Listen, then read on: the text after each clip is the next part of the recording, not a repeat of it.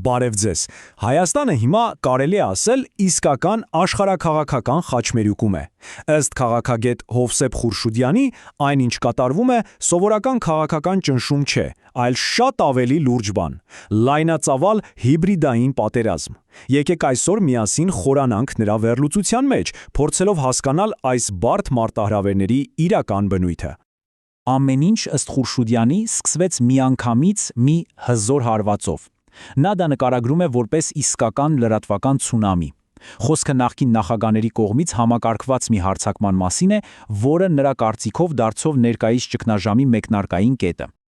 Որպեսզի այս բարդ իրավիճակից գլուխ հանենք, եկեք քայլ առ քայլ անցնենք Խուրշուդյանի վերլուծության 5 հիմնական կետերով։ Կսկսենք հենց հակամարտության սահմանումից, կտեսնենք, թե ովքեր են հիմնական դերակատարները եւ իհարկե կհասնենք Հայաստանի համար առաջարկվող ռազմավարական ելքին։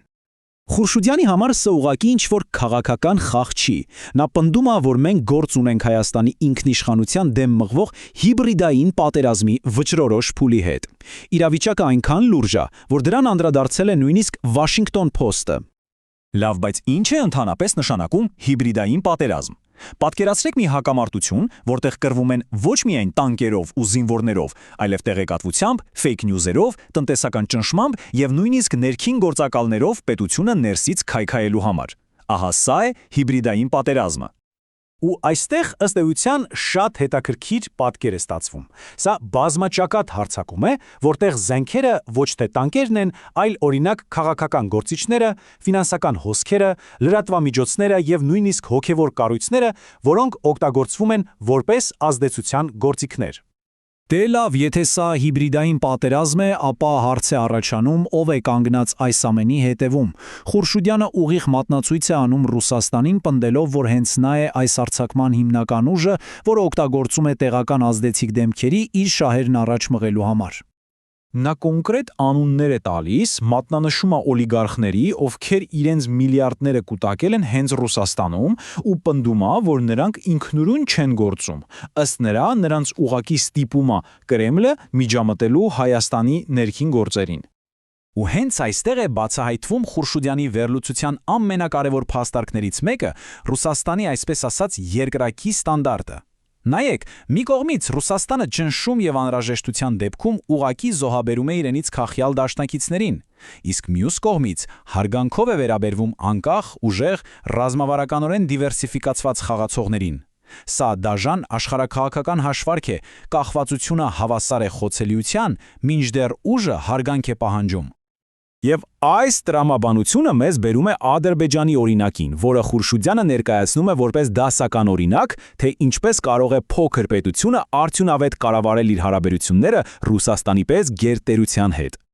Խուրշուդյանի կարծիքով Ադրբեջանը շատ խելացի ռազմավարություն է որդեգրել, խուսափել Ռուսաստանից տոտալ կախվածությունից, կառուցելով հզոր գործընկերների մի ամբողջ ցանց՝ Թուրքիայից ու Իսրայելից մինչև Արևմուտք ու Չինաստան։ Այս իրադարձությունների շղթան, ըստ Խուրշուդյանի, իսկական բարձր խաղադրույքներով դիմակայություն է։ Նա պատմում է, թե ինչպես Ադրբեջանը պարզապես չնահանջեց ճնշման տակ, եւ այս դիմակայությունը ի վերջո հանգեցրեց աննախադեպ մի բանի։ Ռուսաստանի նախագահը ստիպված եղավ հրապարակային ներողություն խնդրել։ Բայց այս հակամարտությունը, ինչպես նկարագրվում է վերլուծության մեջ, չի սահմանափակվում միայն քաղաքականությամբ ու տնտեսությամբ, այն տարածվում է նաև Հայաստանի ամենահին հաստատություններից մեկի առաքելական եկեղեցու վրա։